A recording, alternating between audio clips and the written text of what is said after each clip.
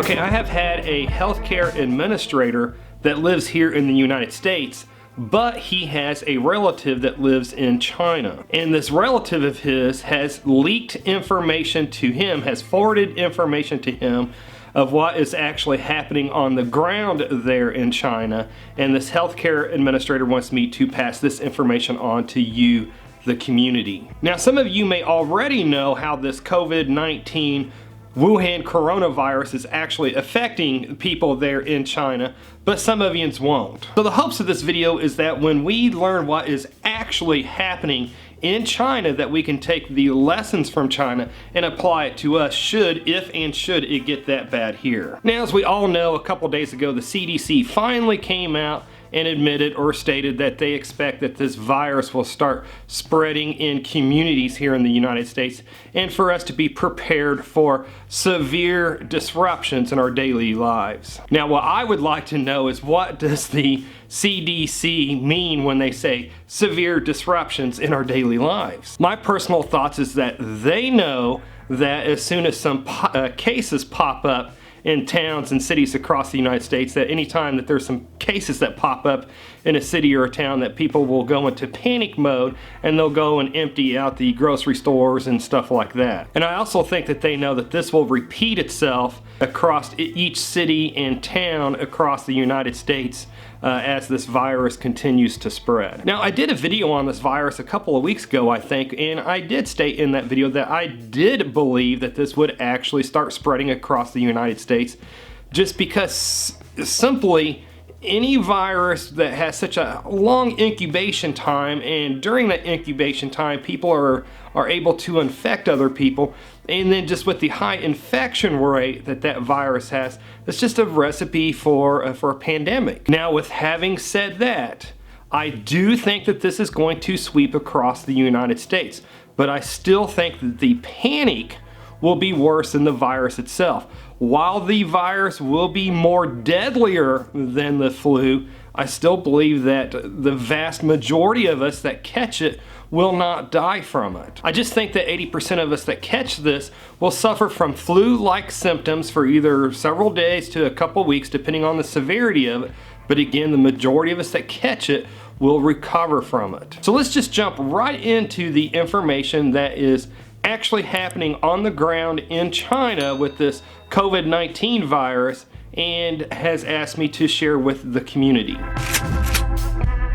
The first big lesson has been food. In some areas, the food is getting pretty low, and underneath their quarantine that China has going on in many places, only one household member is allowed to leave the house, I think once every 2 or 3 days, to actually go to the grocery store to get groceries. Now, there are also local farmers that are bringing fresh vegetables and stuff like that into town, but the prices of those fresh vegetables are, from my understanding, pretty darn expensive. So here's the big lesson for us preppers is, at minimum, get at least, in my opinion, at least a month's worth of food now. This is our window of opportunity before it starts hitting the United States to get our supplies now before the panic buying sets in. And then if you can get more than a month's worth of food, by all means do it, but at least try for at least a month's worth of food, because we don't know how long this is still happening in China. This is still unfolding in China.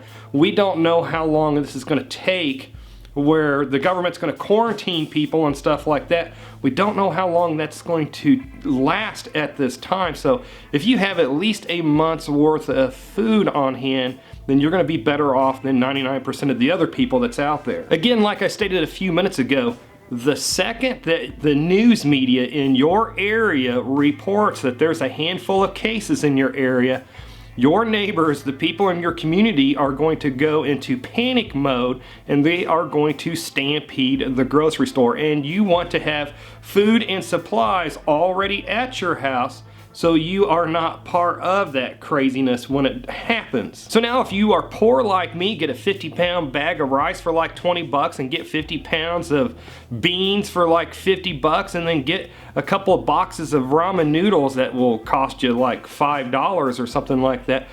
at least you'll have food. And then if you're not poor, by all means, go out and get all kinds of canned goods and stuff like that that'll be easy to heat up or not even have to be heated up, but just so that you just have food inside your house so you're not forced to go to the grocery store with the rest of the stampede should that happen in the United States. And now is also a very good time to get severe cold and flu medication while it's still plentiful in our stores. Right now, a lot of people are doing the run on the N95 masks and medical gloves and stuff like that, but not many people are really buying up the severe cold and flu medication so much in the stores.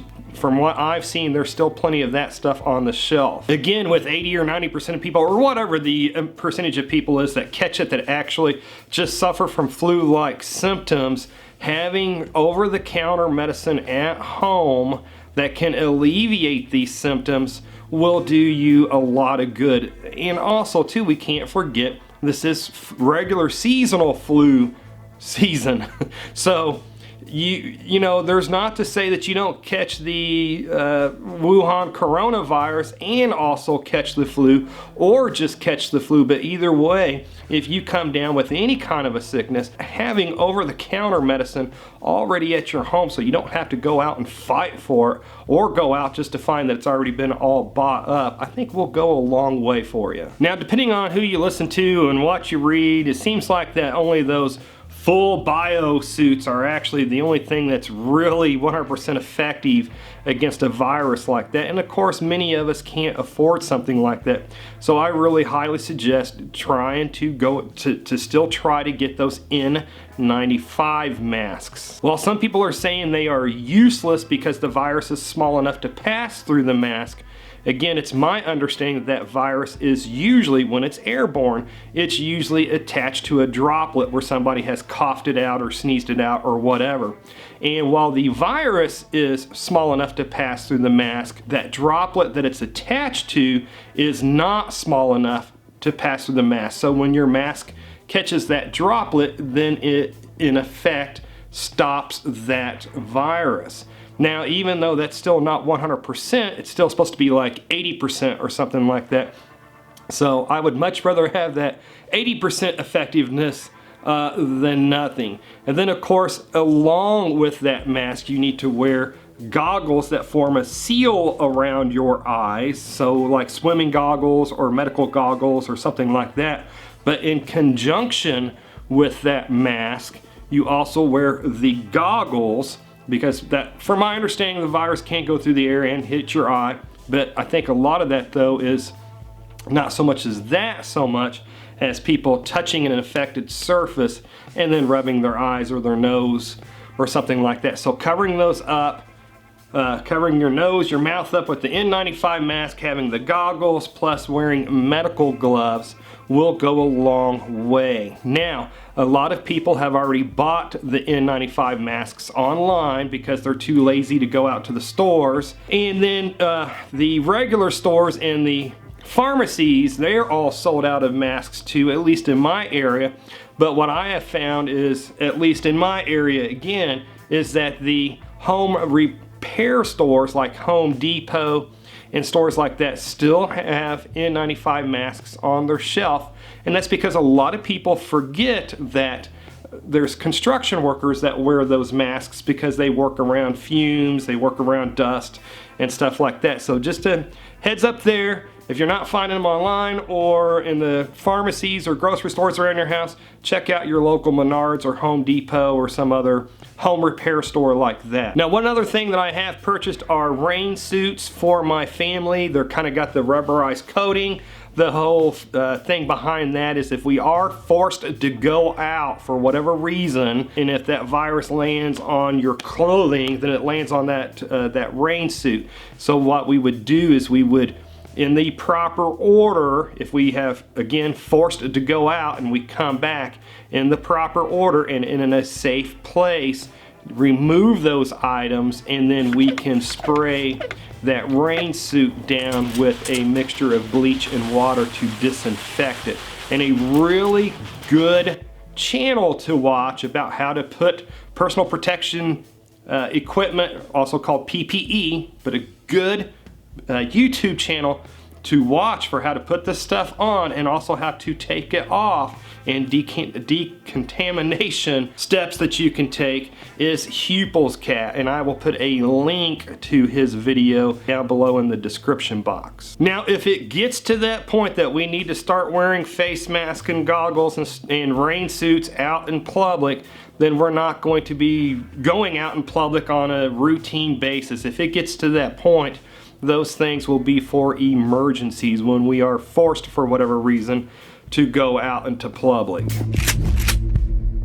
The next big lesson that he wanted to pass on to us is the amount of fear that is happening in China. Now, this kind of surprised me, and it will probably surprise you too, but evidently in the larger cities over there, people, what his relative is reporting to him is that in the larger cities that people are living relatively in peace. Now that's probably because there's a lot more law enforcement presence in the larger cities, but it's in the more rural areas where there is more violence and stuff like that happening. So what his relative reported was that smaller communities are actually blockading the roads leading into their communities. People are actually welding people, infected people, into their homes. They're also, if they don't have metal doors and stuff like that, then they're using 2x4s to blockade or block people or trap people inside of their houses. There's even reports of houses that contain infected people that the local community members are burning those houses down. Now, he didn't clarify if the people were inside of those homes and died or not. He just stated that even in extreme cases that there's been reports of local community members burning down the homes of infected people. And then even beyond that, mobs are even burying people's pets alive because they're afraid that pets are able to carry and transmit this virus. And then he also reported that local police, when you have a big mob that's burning down somebody's house or attacking people, that the local police aren't many times not even getting involved in that situation or trying to stop that situation from happening, because the mob is so angry and so big that the police officers are afraid for their own safety that they would get injured, hurt, or killed if they tried to intervene in this mob.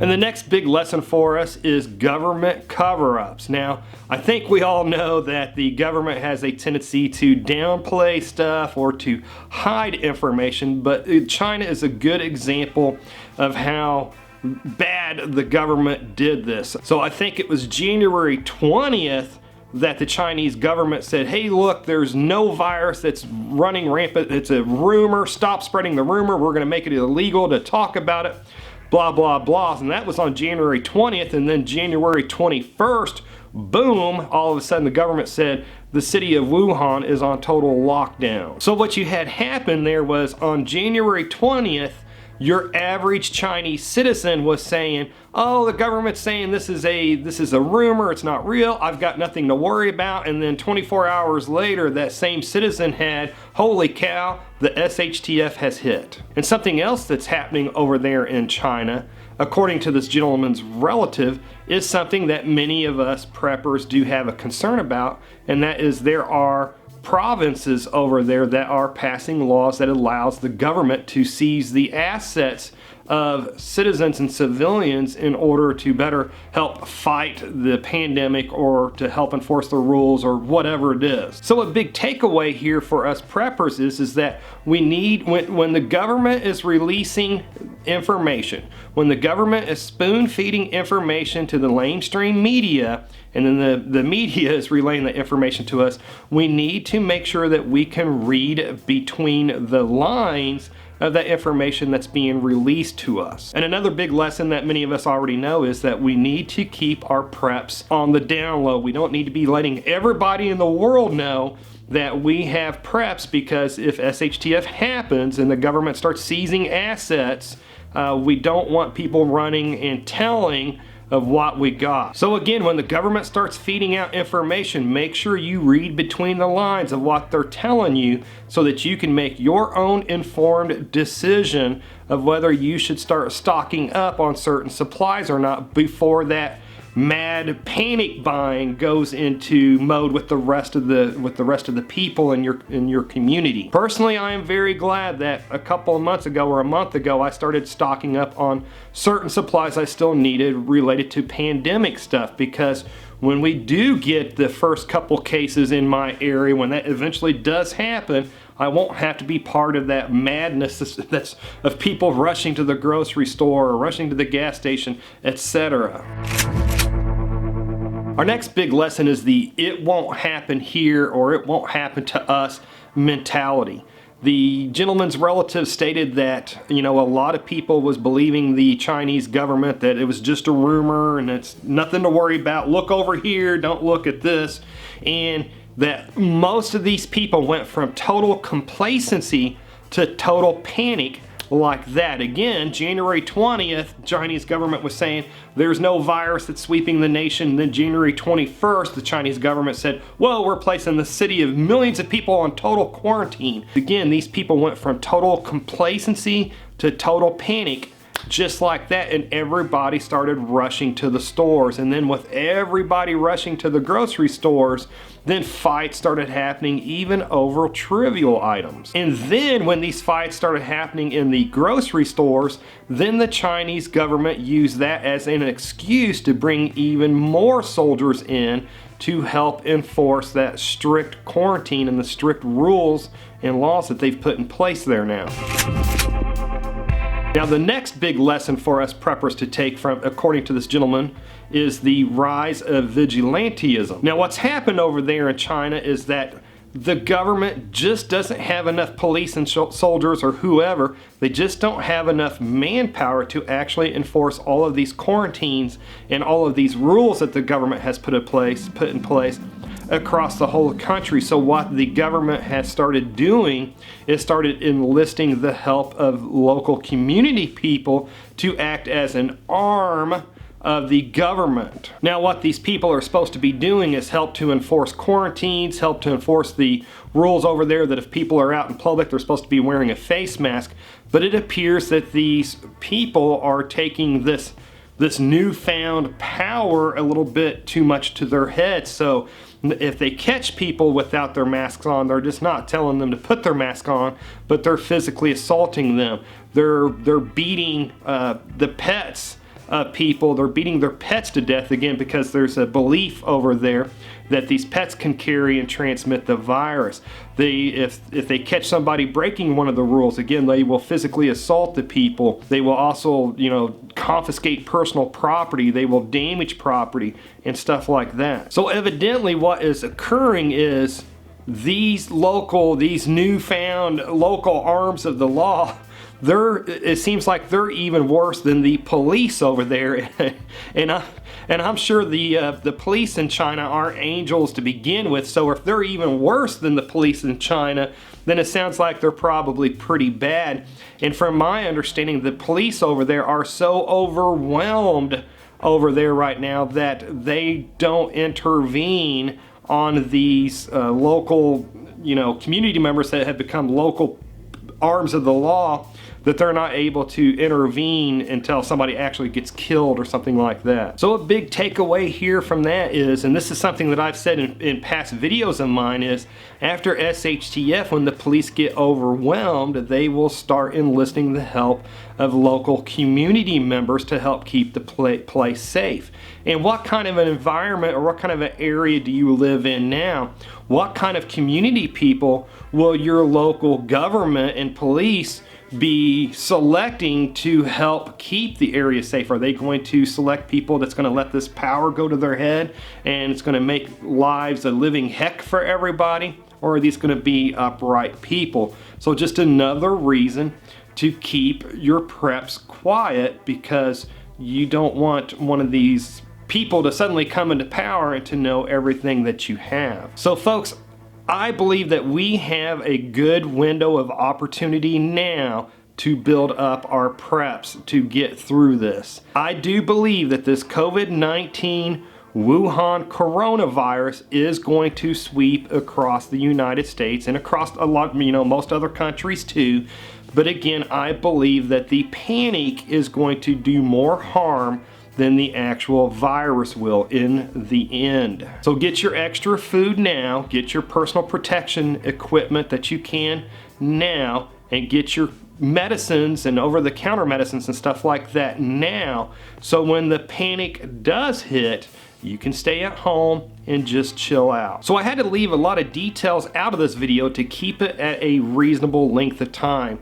So what details, what tips can you comment down below with that would make this video a wealth of information that for anybody that might stumble across it? And to see a great video from Hupel's Cat, who is a medical professional, but to see a great video from him on how to put this PPE on and also how to take it off without infecting yourself, then click on the video that should be appearing at the top of the screen just about now to see that. And this grain mill is so popular with preppers because of its durability and for the fact that it doesn't use electricity. And you can also grind more down than just wheat into flour. So to learn why this grain mill is so popular with preppers, then click on the video that should be appearing on the left side of the screen just about now to learn more about that. Anyways folks, if you made it this far, hey, thank you very much for watching, and I pray that you have a good night.